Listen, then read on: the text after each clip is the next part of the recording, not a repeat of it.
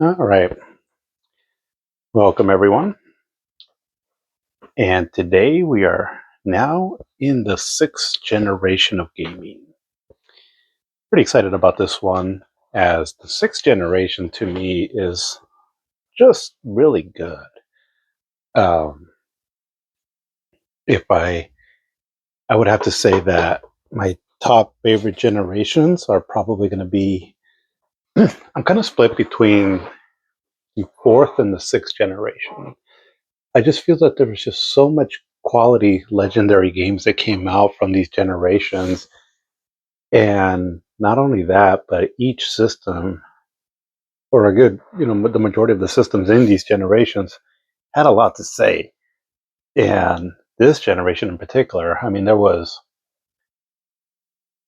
five systems that were producing quality stuff. So you had the Dreamcast, the Sony PlayStation 2, the Microsoft Xbox, the Nintendo GameCube, and also the Game Boy Advance. Um, and so when you take into account the library of those systems right there, you really have a stunning generation. And the Game Boy Advance was pretty important, I think, because the one knock that it would kind of have against this generation is, as far as with the console games, was that there wasn't a whole lot when it came to 2D. But the Game Boy Advance can fill that void, right? So that's why I think that the Game Boy Advance is pretty important to just the overall generation, right, and what it contributed to it. Um, but yeah, I mean, even with the Dreamcast, which was pretty short lived, I mean, it's a pretty good library of games in the short time that it was out. The system is very beloved by many.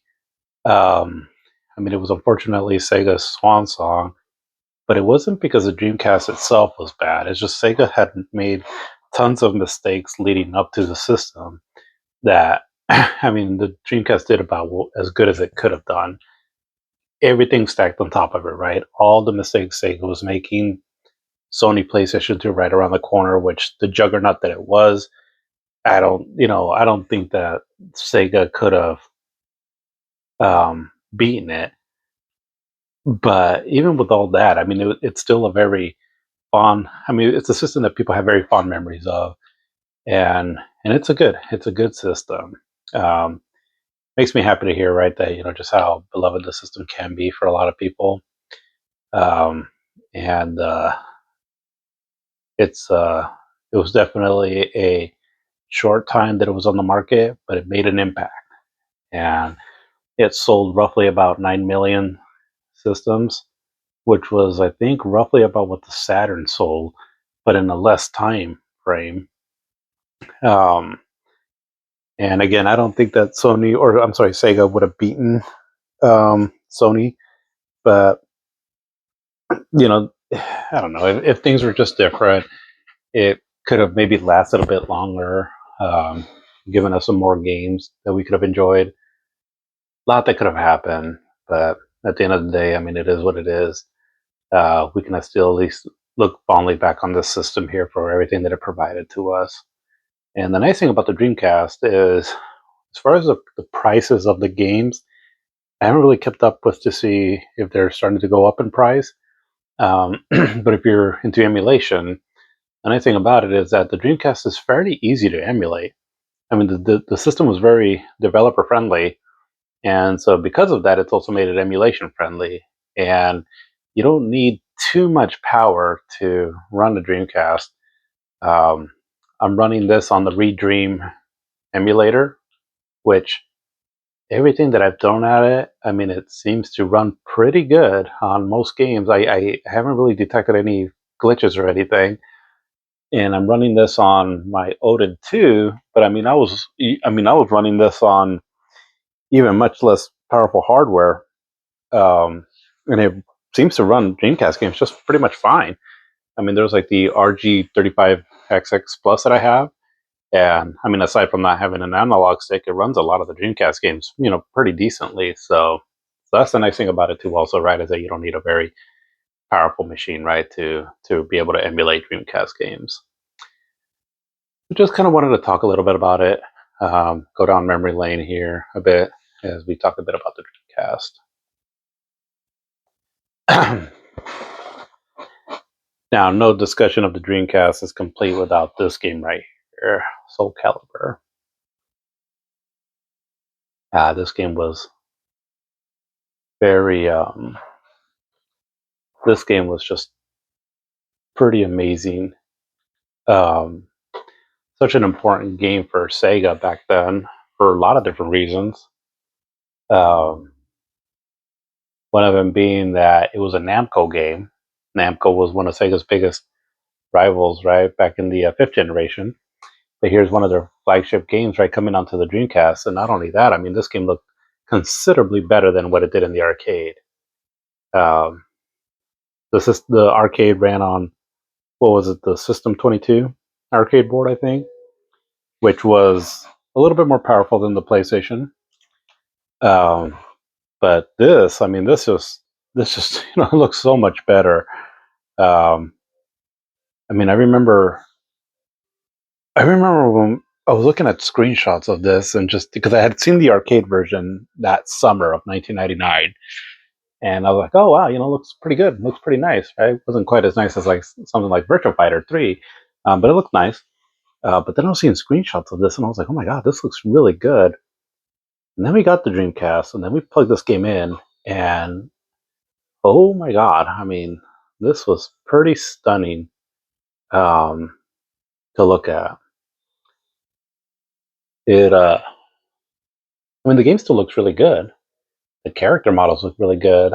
The backgrounds, I remember, they look so realistic, like, and it was a jump in graphics that we hadn't seen up until that point, even in the arcades. Because, like I said, I mean, what was high quality in the arcades at the time was, again, probably Model 3 stuff, right? And so again, we had Virtua Fighter and all, Fighting Vipers too, and even those games don't look quite as nice as this. So the fact that we were getting this at home, much better looking what was out in the arcades, it was mind blowing. And as much as it jumped from like fourth generation to fifth generation, because we went from 2D to 3D, as mind blowing as that was, I go back and forth as to which one for me was more impressive. I would definitely hear an argument that this was more of a graphical jump because it was amazing. It was truly stunning. Um, yeah, I mean, it's just so impressive to see this level of graphics at that time.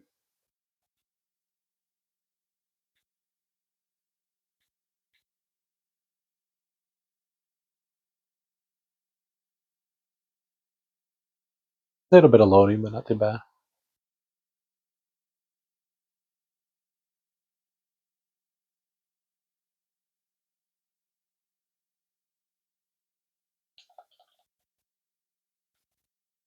I am using the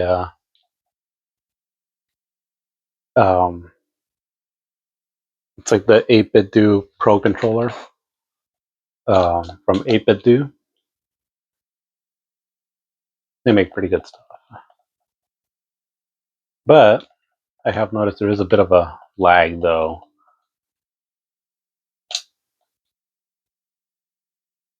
I mean, it's not too bad, but you can definitely feel it.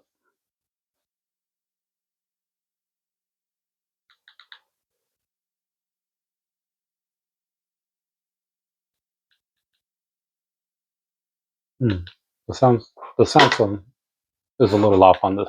So I'll keep the volume down. But yeah, I remember with the Dreamcast. Again, we were pretty excited about it. Um, Again, being a Sega kid, right? We're thinking, oh, here, again, not knowing really back then, right? Just in how dire straits Sega was. We were just thinking like, oh, here's a Dreamcast. Look, the games look amazing. This is Sega's comeback story. We're getting games from Namco. Like, that's Sony's rival. Like, this is it, right? That's what we were thinking at the time. And I mean, the Dreamcast, it broke record at first. It was, I think at one point it was it was the highest, it was the fastest selling system, I believe, at that time. Um, so it came out of the gate guns blazing, and it had a stellar lineup of games. A lot of them kind of arcadey kind of games, right? But they were perfect for showing off what the Dreamcast could do. Um, and there was a lot of them. Just with this game, Sonic Adventure, NFL 2K, Power Stone, and the House of the Dead. That's that's a great lineup. And admittedly, those were probably like the main must-play games. Some of the other ones, not all the games were good on it from their launch lineup. But just with those games right there, I mean, that's pretty impressive already. Um, and so Sega came out of the gates right swinging, and I remember I was living in. I had moved to the city. I was trying to go into college. Ultimately, I just ended up working at this Hewlett Packard place. Um, but I was, I was out on my own for the first time. Well, I ended up moving in with my older brother that lived out there also at the time, and we were living with some other roommates. And we had moved with these roommates that we moved into. We were only there for like, I don't know, maybe 2, 3 months or so. But God, it's crazy how like back then everything just seems like it just lasted longer. Because we were only there for a few months. We weren't there for too long. But anyways, during that time frame when we were at this roommate's or this friend's house, I let us roommate it with him. Um, this is when we got the Dreamcast, and I remember Final Fantasy VIII came out at the same time, so on September 9th of 1999, and I was stoked for Final Fantasy VIII also. You know, coming off of Final Fantasy VII, right? But definitely wanted the Dreamcast too. So I remember I bought Final Fantasy VIII. And my brother and I think we had discussed about trying to get the Dreamcast at some point soon. But it was a few days after, maybe a few weeks at the most, right when the Dreamcast had come out, where my brother messaged me and he said, "Hey, I got the Dreamcast." I was like, "Oh crap! Like you already got it? Okay." And so I remember he brought it over, and so at that time, so the roommates we were living with, it was a couple. They were about my brother's age, so about 3, 4 years older than me. No, actually, his girlfriend at the time, I think they ended up getting married, this couple, but she was actually in my class, and then he was a little bit older than her. Um, but anyways, so they would have, it was a 2 bedroom apartment, and it was a pretty nice apartment too. It was pretty spacious. And so on one end was their room, and then on the other end, kind of the opposite side, so there was a bit of distance right between them, was a friend of ours' room. And so there was one, two, three, four, five people living in this 2 bedroom apartment. Um, but um, we would hang out. Me and my brother would hang out a lot in our friend's room on the opposite end of the couple that we were with, also. And so this friend, he had a decent TV, a CRT TV back then. That was pretty nice, and he had a nice stereo system too. And so we would hang out in his room quite a bit, and we are just on a regular day. And so my brother brought over the Dreamcast, and so he plugged it into his TV there in the room. And again, I remember just playing this game Soul Calibur, and I was just so floored by it, right? Just because the sound system that he had too, right? I mean, I just remember thinking, I was like, God, this is way better than in the arcades. I just remember being so floored by that concept because we weren't really used to it. I mean, we had Soul, see, Soul Blade, um, and and Tekken 2 and Tekken 1, right, which were pretty much arcade perfect, right? And in some cases a little bit better, but not by that much, right? I mean, because basically they ran on System 11 arcade board, which is pretty much the PlayStation. And again, kudos that they were able to get a perfect port like that. But this was way better, right? And it was just kind of hard to wrap our minds around what we were looking at. Just thinking like, is this really what the future of gaming is going to be like? is this, I mean, is this where we're at? Um, and I mean, I remember looking at these character models and thinking, what are RPGs going to look like? What are adventure games going to look like? Are the characters going to look like this? You know, and granted, um, at least up until maybe the next generation or so, fighting games and racing games were always good showpieces for what a system can do, just because you tend to get the best look out of them at a glance, right? Um, if you get into the nitty gritty about what's going on, under the hood, actually in the game, uh, you'll, a lot of you'll notice that like certain adventure games and all, right, they have probably more things going on, and but also why they probably can't push like a faster frame rate and all that. So fighting games and racing games are always really good to kind of like just at a glance, right, like just to see what the system can do. But I was just kind of thinking, right, like, is this what games are just going to look like in general? Admittedly, once you get more into the Sega Saturn, or I'm sorry, the Sega Dreamcast's library, you'll kind of start noticing that Soul Calibur was quite the outlier, where it was probably the best looking game on the Dreamcast, or one of the best looking games right out of the gate, right? So, meaning a lot of games didn't really get too much better looking than this, if at all. Um, so, there was that. But again, it was just playing with my imagination so much, right? Thinking just like, what games would look like. And I just remember I was just excited at the possibility. Um, but, uh, but yeah, but like I said, we would play this there with in my friend's room, and we would play this quite a bit. And once I got a taste of this game, what the graphics looked like, and all, I was like, oh, I got to see more. I was like, I've got to see more of what these games can be like. Um, I remember after I bought, oh no, my brother bought that game, and so then almost immediately I went out and got wrong button, Sonic Adventure. And Sonic Adventure, I am, being such a big Sega fan that I am, I'm not like the biggest um, Sonic fan. I mean, I don't mind Sonic games; they're fun and all, but I'm not like hardcore into Sonic games. But this game I did have a lot of fun with. Um, and it was a good showpiece too, also, right, for what the Dreamcast could do.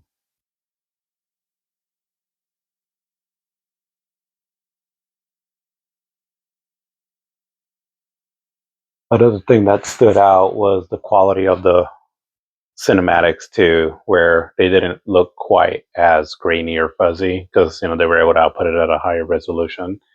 So that was kind of nice to see also in this generation here.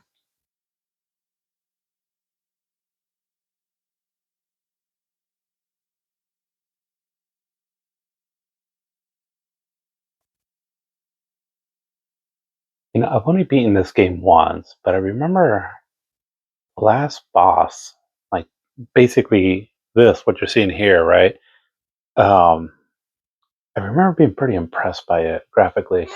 I should maybe try to beat this game again, just to see that last part of it there, because it was pretty cool.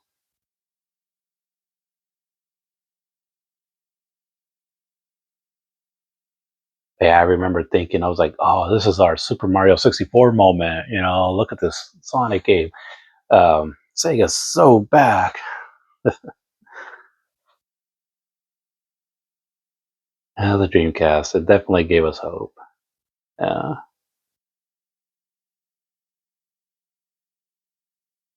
but yeah, I mean, those months that we were at this friend's place, I have a lot of fond memories of the Dreamcast there, because it was I at the time these people were more my brother's friends, so I was just kind of like a outsider. I got along pretty well with them, but um, there was just times I just kind of felt really lonely while I was there, and so just being able to play the Dreamcast, right, was pretty cool. Kind of get my mind off of things, because at the time I was just going to work, coming back home, and I started having really bad panic attacks during this time in my life, and I think it was just a combination of just being in a new place. I mean, I come from a small town, and I went to the city, which wasn't a big city. It was Boise, where I moved to. So Boise is not super huge, but it was a lot bigger than what I was normally used to. And then the constant moving around that we did. I mean, at the time that I was there, the first time I moved there, I was only there for about a year. We must have moved like one, two, three, four times, I think, with different people, new environments and all. And I think that might have been just all a combination of what ended up triggering my anxiety a lot. But during that stretch there, I remember just coming home from work and just feeling like, just kind of like I was in the way, 'cause I was like, I don't really know these people. I'm just kind of tagging along because my brother's here, and they're kind enough to let me stay here. And so during like the daytime, I just felt very awkward, like almost like I don't feel like I belong here. Um, and again, right, they were really nice people and all, but it's just the way I was kind of feeling. So when I would be able to retreat, so when my main friend, I think there was times where he was working, and so I was just able to hang out in his room, and I would just hang out there and play the Dreamcast, and at least it took my mind off of things for a while there. And also Final Fantasy 8 too, also, because I remember, I don't know if it was our PlayStation or this the guy that lived there, the main guy that lived there, his PlayStation, but they had it in the living room.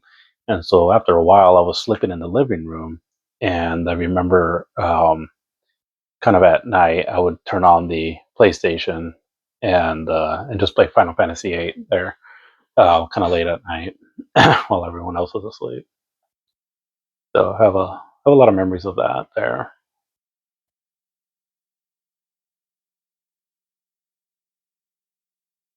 But yeah, but Sonic Adventure. I think it's mainly the first stage where, not this part right here, but later on when you go into the beach, that I think that's where like this game is like, when you first experience it, you're like, oh wow, okay, now this looks cool too. Also, but definitely felt next gen, from what we were used to already.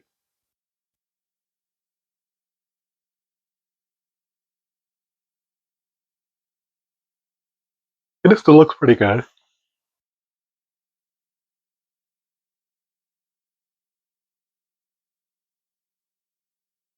Mhm.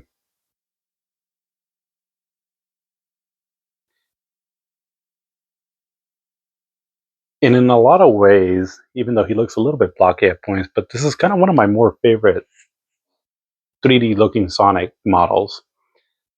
In other versions, like in Sonic Adventure 2, they make his limbs like kind of long, and I don't know, it just doesn't look right. But I like this version here. He looks a little stocky. Um, just kind of seems to give him more of the feel like what he had in the 2D games on the Genesis.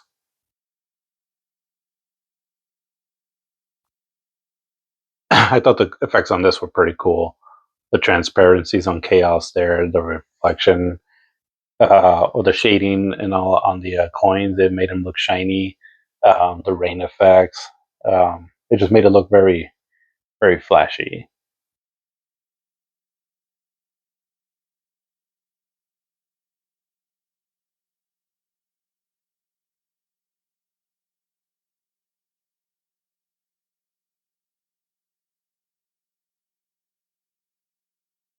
Chaos. It's got a pretty cool soundtrack too. The controls are pretty good in this. For being a first effort or main effort, right, for Sonic in 3D. Um, One thing about Sonic in 3D is the controls have always. I think they've struggled a lot with getting the controls right. Um, but for their first main effort, it's not bad.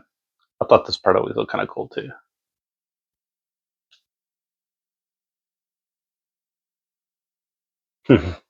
I think that the voice actor for Sonic, I think he's also the same actor that does the voice for Jackie in the Virtual Fighter games.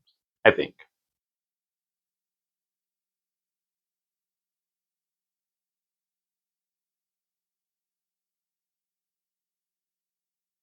God,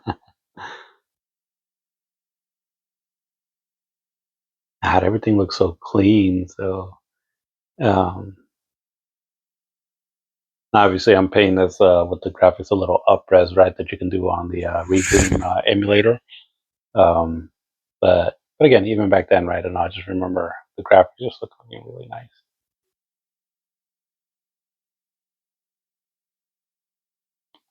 Back then, for there are certain video connections you can do. I think VGA, and if you had the right monitor for it and all, that it would make the games look, pretty stunning from what I've heard. So would have been a cool experience back then, right? If you had access to all that there.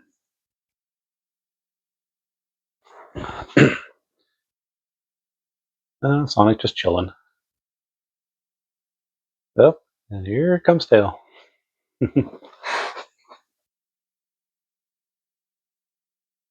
Little bit of Sonic trivia that I know, and I could be wrong on this, but I want to say that I think that the actress, I think it's an actress that has played the role of Tails, has been doing it for a while, and I want to say that I think she, because I think it's a female that voices Tails, um, also did the voice for Tails in the Sonic movies, Sonic 2 and Sonic 3.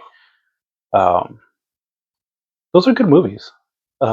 They're fun, I'm glad that Sonic got some, a fun uh, movie. One and two were fun. I haven't seen part three yet. I bought it recently, but I haven't seen it yet. And but one and two they've been fun. They're good family movies. Um, I try to get into them with my daughter.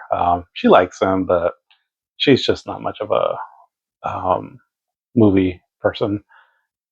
Which I think a lot of younger people nowadays just aren't as much. I think it's just with a lot of like the short videos that are out there or social media and all. It's like it's like it's hard to get them to watch a movie nowadays. Um, it's just the way that they're entertained nowadays. It's just different from like what we were used to. I'm just getting old, probably. But yeah, but they're good movies. I need to try to watch part three here at some point soon, which seems to be probably the best one from what I've seen of the ratings and all. Whoa, whoa.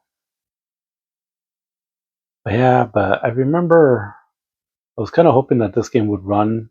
I think it's funny because like from here on out, I got so used to loving 60 frames per second that with each generation, I'm just kind of hoping like, okay, everything's gonna run at 60 frames per second. And I remember thinking that with this, because I remember looking at this game, I was like, well, it looks nice. I mean, it definitely does, but I kind of wanted to run like 60 frames per second, like the way Soul Calibur does.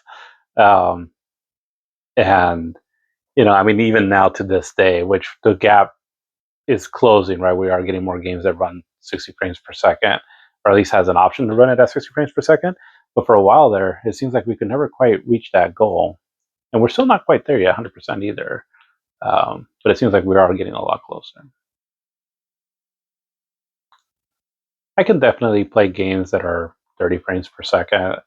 Um, it's just that if there is the option to play it in 60 frames per second, I generally want to play it that way. Even if it's a game that's not like a first person shooter in action, even if it's like say like an RPG and all, it's just something about the look of a 60 frames per second that just it's just stunning to look at. Um, but the option is there. I generally try to go for that version there because like I think this game, there's a version of this game that came out on the Xbox Live Arcade, and I want to say I think that version runs at 60 frames per second. Um, but I'll stick to this Dreamcast one here. Yeah, the water effects look really nice.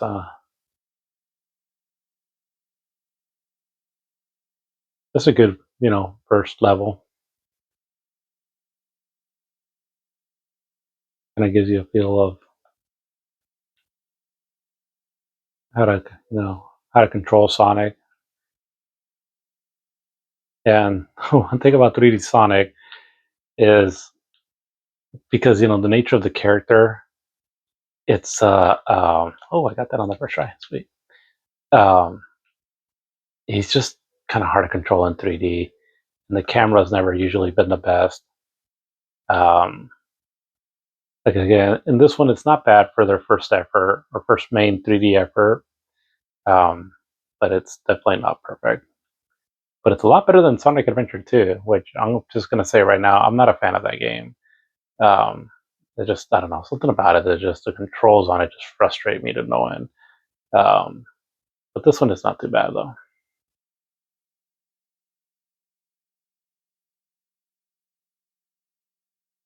Oh whoa whoa! God, I'm missing so many coins. As you can see, I'm not the best at this.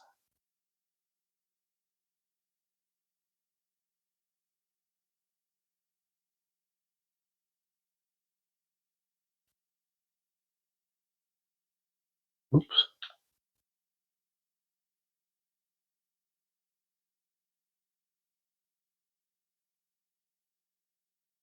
One thing that we started noticing, well, I mean, we were noticing this with the past generation and then kept leading to this too, was just some of the glitches that you just inherently get with 3D games, like how we kind of got stuck on that platform there. Um, this is, you know, it's par for the course, right, with 3D games. Um, but because I grew up with 2D games, I think that's why for a while I just preferred a lot of games in 2D, just because I felt like a lot of times 3D games could never quite match the polish of a 2D game, um, which is not always the case, you know. And all, but I just remember feeling like that a lot, and 'cause sometimes like the controls and all just was a bit frustrating, and it just I just wasn't used to it. I've gotten used to it now, and a lot of 3D games can be very polished. Well, maybe not so much as much anymore now, but from like later sixth generation games to like the seventh generation and eighth even. But but yeah, there was a bit of a learning curve there, right? As we are still getting used to 3D games. But yeah, but Sonic Adventure, cool game. Definitely want to go through this game again at some point.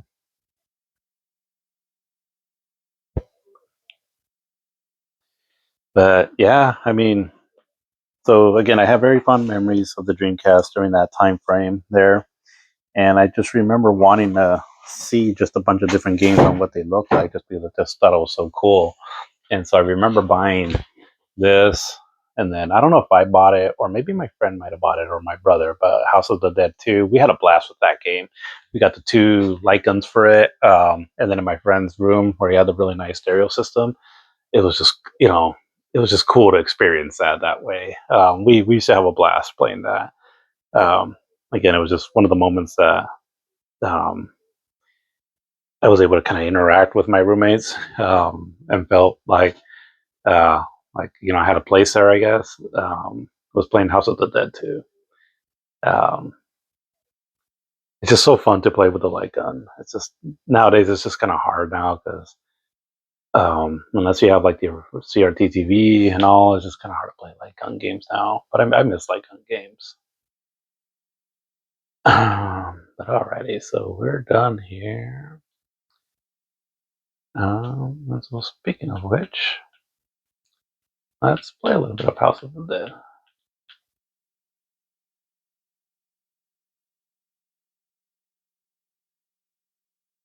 Yeah, we just love this game.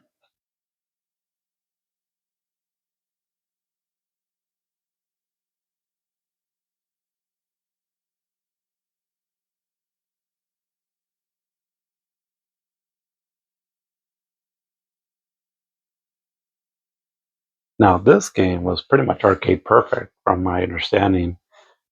This was based on the Naomi arcade system, which, from what I understand, the Naomi and the Model 3 were pretty on par almost as far as graphics wise. Maybe Naomi was a little bit stronger, but the Saturn or the Dreamcast just had a hard time making or porting over Model 3 games. But the Naomi games, they were pretty much arcade perfect when they came out, whichever ones did come out, because there wasn't a whole lot of them. But like this being an example of one.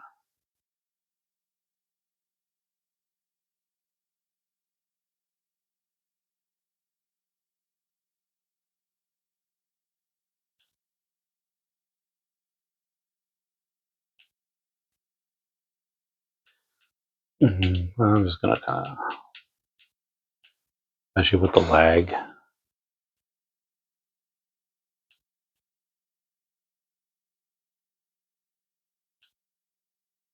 All right, I think that's good there.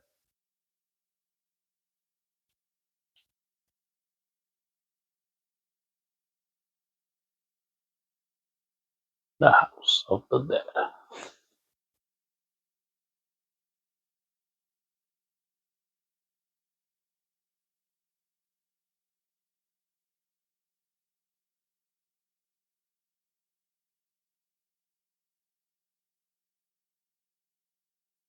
I remember thinking that the buildings look really realistic.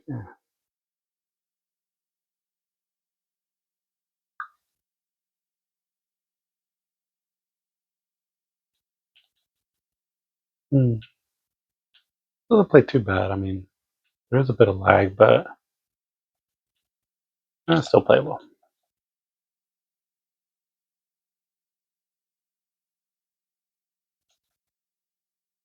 Um, Definitely recommend this the Redream emulator because like if you use the Flightcast one, like right there's parts here where like the floor kind of glitches out a bit.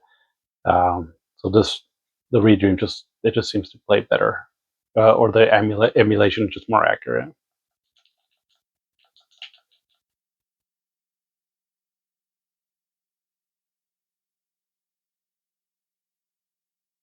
Thanks, G.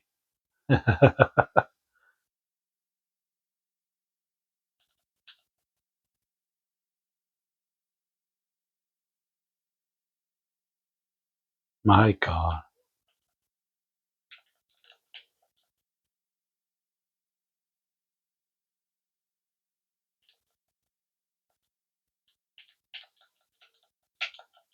Oh, I got him.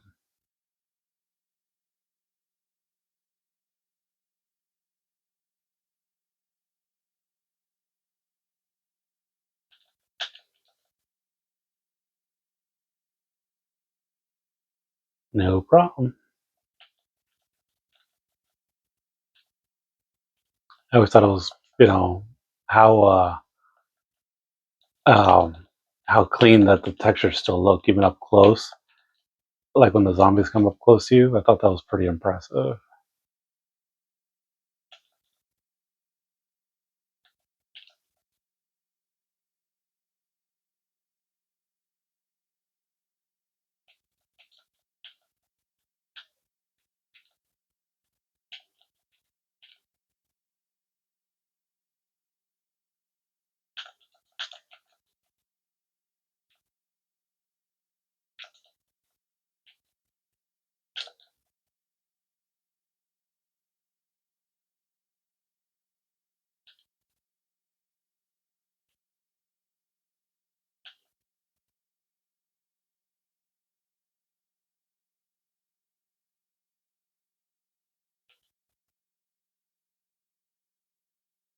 Thank you very much.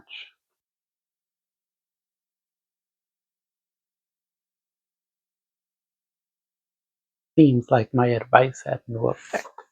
Suffer like G did. It's so corny. I love it.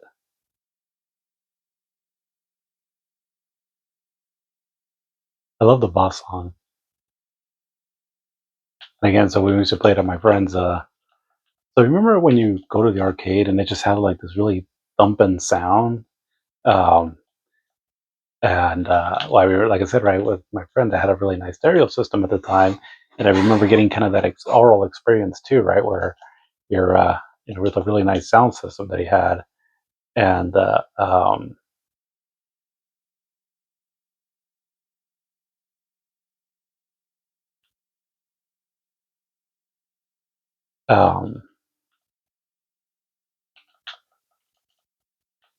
it just kind of made it feel like, right, like almost like you were at the arcade, and especially with the two light guns that we bought for the game.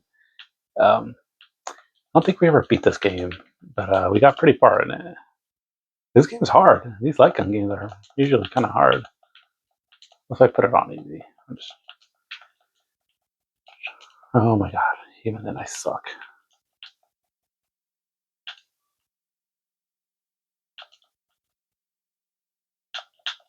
The Wii version of this is pretty good.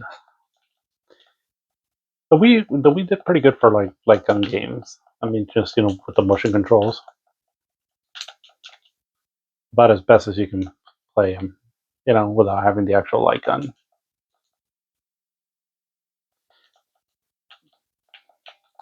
I seem like there's like these things that you can get though, like these emulation boxes that has like these sensors of some sort that you can play light gun games, like on a modern TV. Um, maybe look into something like that because I do miss light gun games.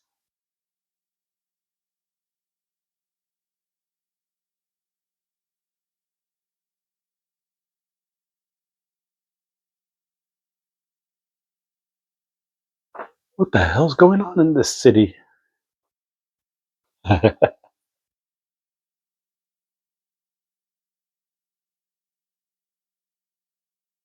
No more fooling around.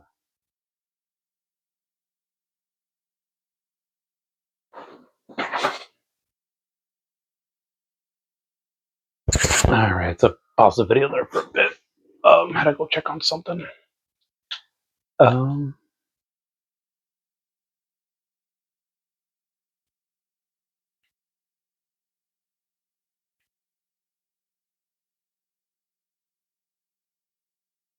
but yeah, House of the Dead too. Fun game. Um, Definitely a standout on the Sega Dreamcast. Um, so these are the games that I have for it. I mean, the Dreamcast in the amount of time that it was out, it was had a pretty stellar collection to it. Um, but the one thing about the Dreamcast though is I mean I'm happy that people really like it. Anything that is Sega is still kind of remembered nowadays. It kind of kind of warms my heart a little bit. And the Dreamcast is definitely a very beloved system. But I like the Dreamcast and all, but it just sometimes kind of bums me out that the Saturn doesn't get this kind of recognition because me personally, I prefer the Saturn over the Dreamcast. I just feel like there's just more games on it, um, more of a varied library, and for me personally, better games, and also games that you can't quite really play anywhere else either. Because a lot of Dreamcast games, you can play them in other places now, but like the Sega Saturn, for example, a lot of them you can't really play anywhere else. But for what it is, though, I mean, it definitely excelled at arcade style games. I mean, just kind of look through here, right? I mean, a lot of these are like arcade style. Crazy Taxi was a very fan favorite, which is fun. I have fun with Crazy Taxi, but for me, it's just kind of more like I'll play for a little bit, cool, have fun, and then move on, right? But yeah, they are fun though. Um, this game, pretty impressive looking game. Daytona, we finally got a arcade perfect port, which it looks different than the arcade. Um, and if anything, it looks kind of better. How it plays, I don't know. I'll have to kind of play it right now, kind of try to get a feel for it. But because it wasn't actually um, like AM2 that developed this one for the Dreamcast, it was what Genki and Hasbro that were involved in it. Um, but uh, but I think I remember it playing pretty good though.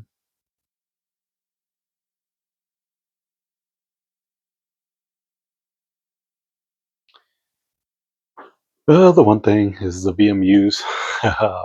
They just don't have a lot of memory to them. Luckily, with emulation, you can have multiple VMUs. Uh, oh yeah, I mean, just at a glance, right? I mean, so much better looking than the Sega Saturn ones.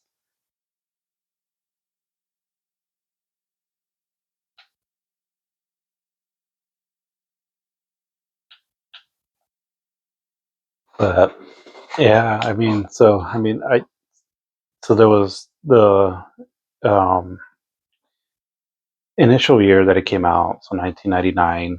It came out towards the end of the year, um, and then after that, um, we went through all of 2000. And 2000, the Dreamcast had a pretty good output of games that were still coming out on it, right? That were pretty good. Um, and we quite didn't know it at the time. Maybe they announced it in a magazine. I'm not sure. Just that the Dreamcast was kind of on its way out. But at the time, we didn't know any better, and so we were just enjoying what we had. Right? We knew that the PlayStation was right around the corner. Um, the PlayStation 2, I mean, but we were, for what it was. We were still enjoying our Dreamcast because the PlayStation came out in the, in October, I think, of 2000. So from like when the Dreamcast came out up until October of 2000, even past that, basically all of 2000. Um, I mean, the Dreamcast definitely gave us a lot of fond memories, um, and in just that year, right? Because in 2001, early 2001, well, Sega announced uh, that they were not going to be manufacturing any more Dreamcast. Um, and I don't think they stopped right then and there. I forgot when they stopped actually making them, but basically they announced, right, that they were bowing out of the hardware console race. And so really, I mean, it wasn't there for that long, but it made a pretty big impact. Um, because the PlayStation 2, when it came out, it didn't have a very strong launch. It wasn't almost until a year later when it got going. And granted, once it got going, it really got going. But there was that stretch there, though, where the Dreamcast was the system to get. I mean, it had a lot of great software on it. Some more complex, or not, complex, but just more games with more substance on them started coming out, like Skies of Arcadia, which is still amazing. Grandia 2, uh, Resident Evil Code Veronica, um, Check Ryan Radio. These were good games, right? That had a lot more, the more substance to them. Um, so it impresses me just how much of an impact the Dreamcast made. And then you had it online, right? I mean, where people were playing some of these games online, Fantasy Star Online, you know, made quite the splash there. Still popular to this day. I never got into it again. Online games, I just don't mess with them. Um, but I mean, it was cool though. That Fantasy Star kind of got its almost like resurrection there for a bit. Um, I just wish we would have gotten more of a traditional Fantasy Star game, but for what it was, right? I'm happy that people got to experience a game like that. It seems like it was pretty beloved by a lot of people. Um, but yeah, I mean, like I said, all of 2000, we were pretty happy with what we had with the Dreamcast. At least, Sega fans were, and a lot of people too. Also, right? They got into the system, um, and when they announced that they were not making game consoles anymore, and they were going to stop supporting the Dreamcast, and Sega was basically going to become a third-party publisher. As far as like real world emotions that I felt for video games, so not like because of a video game, right? But but like actual real world life stuff. It's the most emotional I remember I ever got. Where I mean, it kind of broke my heart that Sega was bowing out of the console race. I mean, again, I was there with them from the Sega Master System days, and um, we had supported Sega all the way through. We were there with them. Didn't get the 32X, but we had the Sega CD. We had the Saturn, the Sega Genesis, and then the Dreamcast. And to see it go out like that was kind of heartbreaking. And also because, I mean, Sega was a big staple of the video game industry. Sega games are very unique. They have a certain feel to them that you can't really get anywhere else. And I mean, on one end, people were probably thinking, well, now you get Sega games on all the systems, right? But I don't know. For me personally, something was lost, with Sega games. Something, they just didn't feel the same after a while. I don't know if that has to do with the changing heads, right? For like the top people in top positions at Sega. I'm not sure. It's just something, I don't know. Just something didn't feel the same anymore. Um, I'm so happy Sega was able to still find their place, right? Like they've had a lot of success with the Yakuza games. the Atlas games like Persona and all. Some other games too, also like what is it that Art of War or I forget Total Rome or whatever the strategy RPG kind of games. Um, and so I mean I'm glad that they um, found success, but um, I do feel that it just kind of came with an expensive, some part of their identity too. Um, but such as how it goes, right? Things change, and at the very least, Sega's still around, and thanks to I forgot what his name was. Starts with an I think, but he was like one of the main people at Sega, and he basically donated a lot of his money so that Sega could stay afloat and eventually make the transition from being, a console and game manufacturer to a third party publisher. Um, and had he not done that, we might not even have Sega anymore. So he's definitely um, a hero and an icon when it comes to Sega related stuff. Um, But what surprises me though was just how quickly Sega started making games for the other systems because it didn't take that long. I mean, within a year, they were already outputting a bunch of games over. It kind of leads me to believe that they had a lot of things in the works for the Dreamcast. Um, things like Virtua Fighter for Panzer Dragoon Orta, Shenmue 2, um, the Sonic Heroes game, or some the Super Monkey Ball games. Um, maybe Yakuza, because Yakuza came out on the PlayStation 2, so maybe the Dreamcast might have gotten a Yakuza game. So there was definitely things that were in the works for it. It seems like they were, right? Because just how quickly they were able to port them over to other systems, right? You kind of get the feeling like the groundwork was already being laid down on the Dreamcast. Um, but either way, it is what it is. Yeah, this version looks really nice.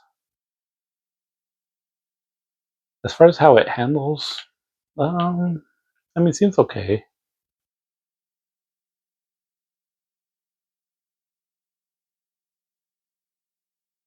But I am not very good at this, am I?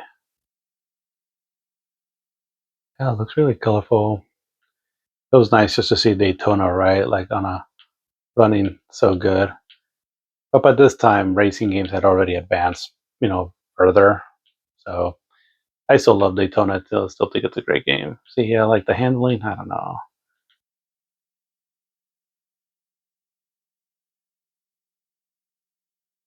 I don't know about the handling on this one. But anyways, was nice though to see this really nice looking version of Daytona at home. But it was almost like a little too late, right?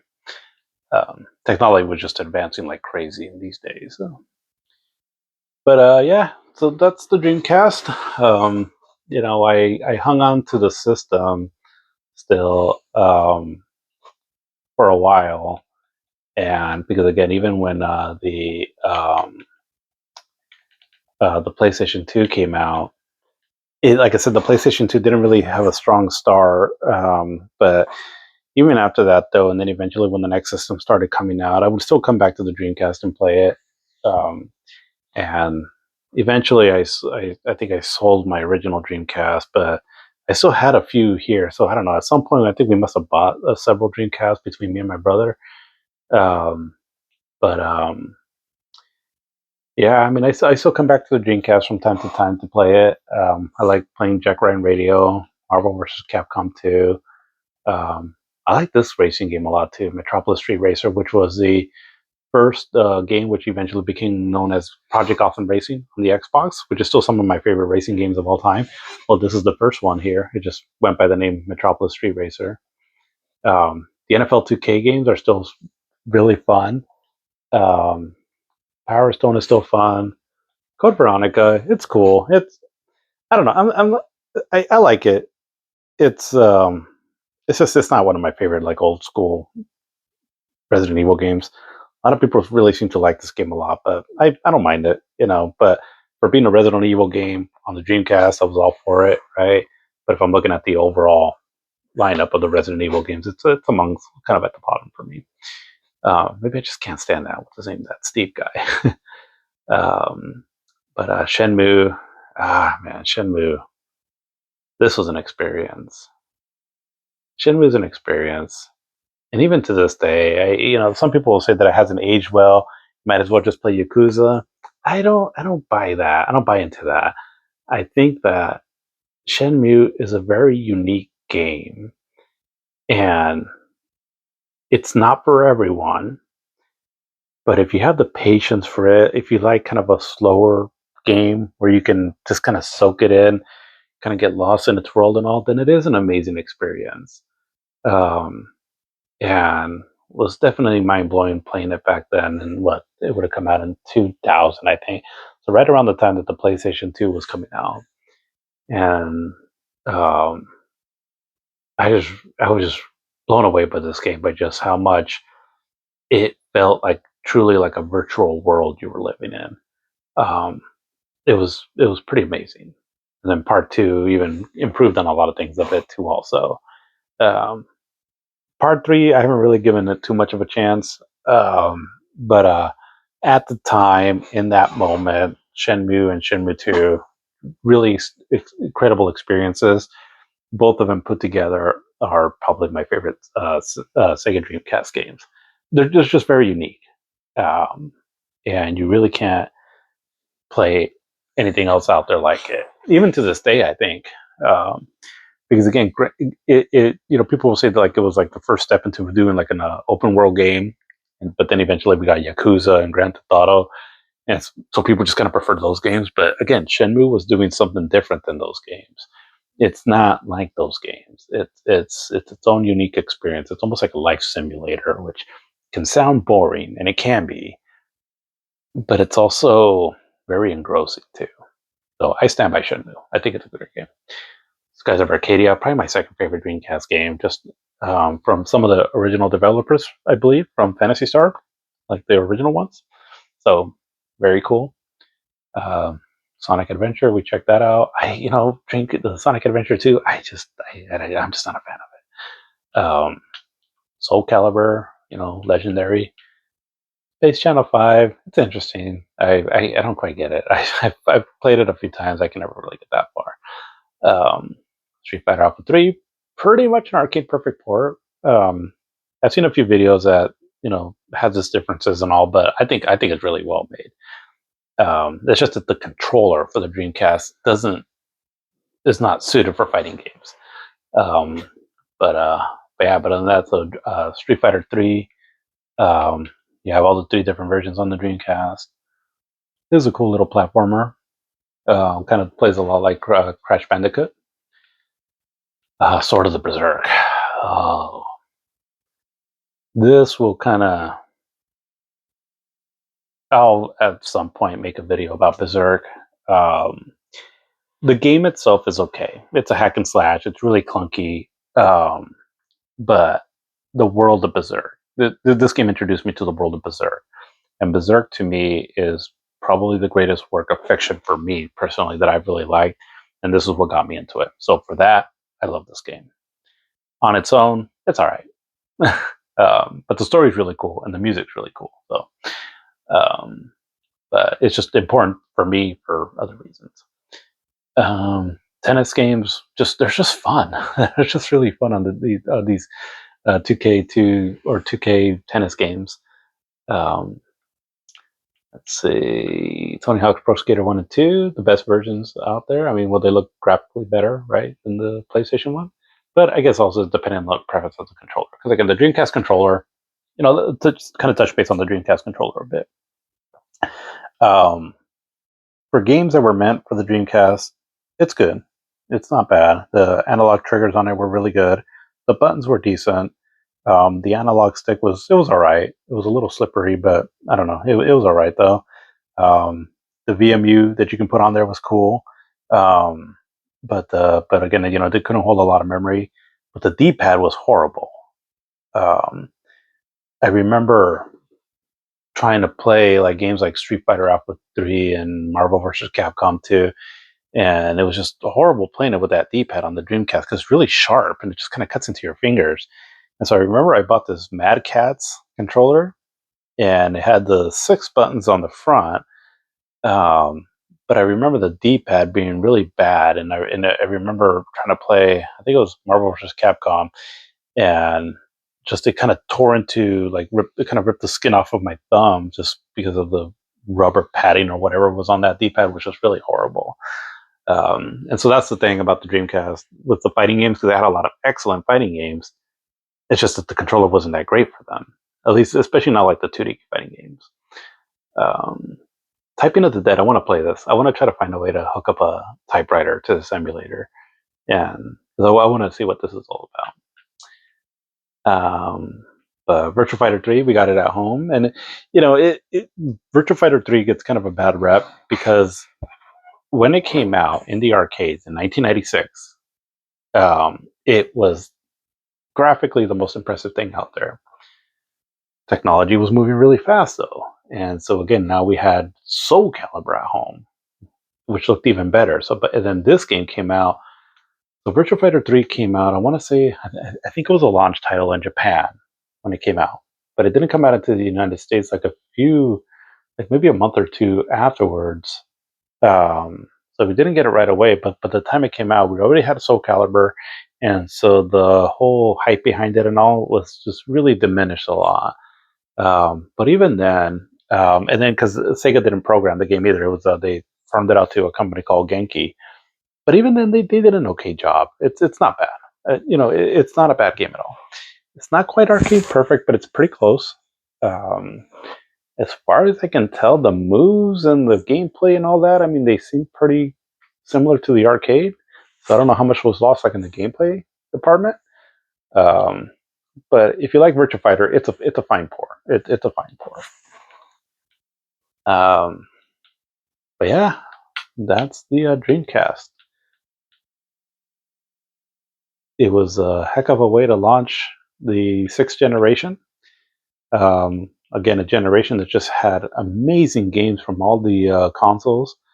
Um, the sales of these systems don't tell the full story, because if you were to look at just the sales, well, you would think that the Sony PlayStation 2 was the best thing ever and the other systems kind of sucked, which is not the case. I mean, the PlayStation 2 is an amazing system, definitely up there with one of my favorite, if not my favorite system of all time.